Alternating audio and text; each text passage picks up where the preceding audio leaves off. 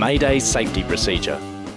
Occasionally, individuals in a scrum may find themselves in a situation where there is significant pressure on their neck. The Mayday Safety Procedure has been developed to enable participants to take prompt action to relieve the pressure if this situation occurs.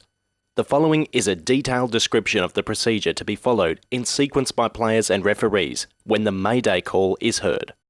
Crouch, touch, pause, engage. Mayday! Mayday! Who called Mayday? Are you okay? Red number 2, I hurt my neck. Okay, will everyone maintain their binds? Stay as you are, being very careful not to move the scrum. On my instruction, we will disassemble the scrum and leave only the 2 front rows. Number 8s, release binds and move back and away. Flankers, release binds and move back and away. Locks, release binds and move back and away. Okay, front row, maintain your binds, stay in exactly the same position you're in now.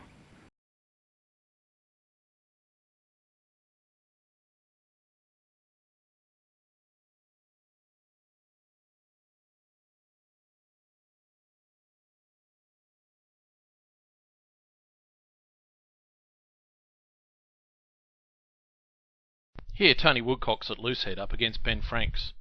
Both players end up getting into a good low position, but Woodcock wins the hit and dominates early, with Franks coming back, although he receives significant help from George Whitelock, who illegally slips up to push on Woodcock. Look at the initial body height of both players. Their hips are at the same height. Woodcock's got his feet slightly further back than Franks, but they're both nice and low and in a good position to engage. As they go into the engage, their hips don't lift up. They only move forward, which lowers their knees. At the point of engagement, Woodcock's knees are slightly behind his hips, and as a result, his knees are slightly lower than that of Franks. That gives him a slight advantage. You can also see that Woodcock has dropped his head to get it under Franks, and as we now look at what happens after the engagement, you can see that because of Woodcock's head being down, his body goes down, which pulls Franks down with him. Woodcock wins the hit, and as a result, Franks is under pressure, which forces his hips up, so now Woodcock has a significant advantage. But now comes the hard part for Woodcock. He's got to have tremendous strength and technique to lift his upper body back up whilst driving forward.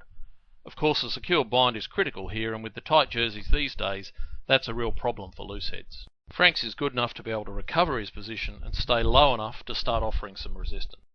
The Crusaders won that scrum, but Woodcock's technique was fantastic. Here Owen Franks is up against Sekope Kepu in 2011. Kepu's body height is poor, and this shows what happens with poor technique. Look at the initial body height of both players. Their hips are at the same height, but Kepu's body shape isn't as good as Franks. Franks is a little lower and in a really good position to engage. As Kepu moves into engage, he steps forward, which is really poor technique. He's now got no way to get his knees behind his hips so he can drive forward. The contrast between the height of both players at the point of engagement is vast. Kepu's hips have gone upwards, whereas Franks has moved his hips forward and down, which has lowered his knees to get into a good low position. The height of their knees shows how much lower Franks has got, and that gives him a huge advantage. Because Franks is that much lower than Kepu, he's dominating. That forces Kepu's hips upwards, and we can see that what he actually starts to do is have to take multiple steps back to try and recover. Once you're going backwards in a scrum, there's virtually no way to go forward again, and as a result, Kepu starts to buckle and hinges, which he's rightly penalised for.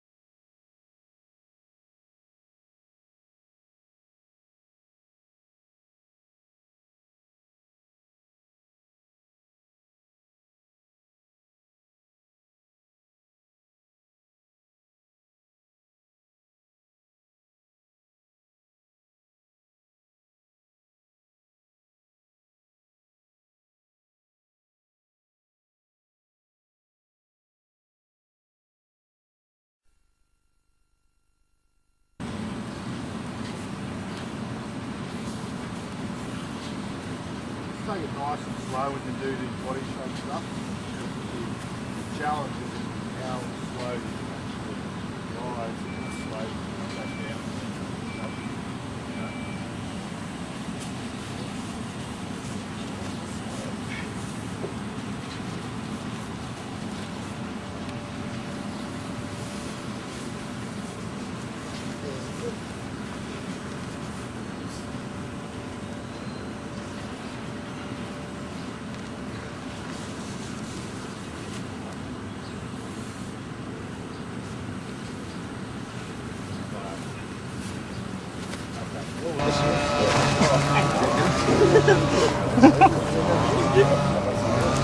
Brady. Grab Brady. Brady. Go. Fucking next spawn. Yeah, yo. That's front row. You're being through, boys. Okay, and you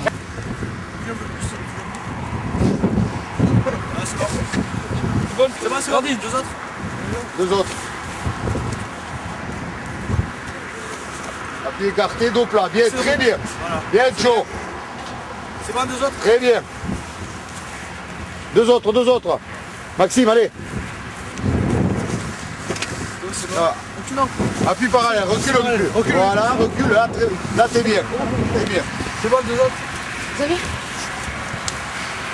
Allez, les garçons. Appuie par arrière, là. Dos plat. Plate bien les pieds. Voilà. Sur la pointe. Voilà. On va mouler. Normalement, on dit 23 pour aller au bout. C'est bon. Mouler. Deux autres.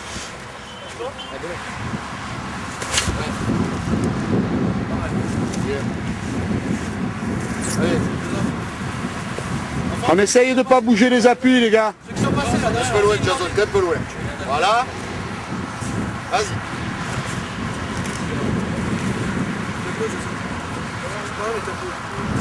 C'est pas mal. Après.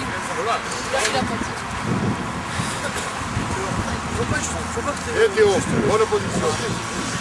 Non, là on est partenaires de travail. D'accord, on travaille ensemble, on ne travaille pas l'un contre l'autre. D'accord? Donc on se met à deux à quatre pattes, face à face, d'accord? Et on va essayer de se mettre debout. Ok? On se met debout et on se place. Ok? On se remet à quatre pattes. D'accord? Sans que la tête bouge partout. On essaye de ne pas mettre les mains après. D'accord? On essaye de travailler comme ça, deux par deux, 100 mètres, on fait deux fois. On part à genoux, on se met debout, on part à genoux, on se remet à genoux, on se remet debout. Et on essaye de ne pas mettre les mains par terre. On a le droit de se lier ensemble, sans mettre les mains en bas. Excuse-moi.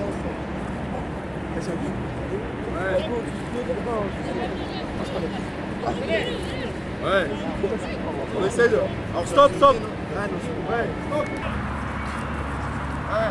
Et on essaye de garder le dos placé tout le temps. Ouais. Sans mettre les mains par terre.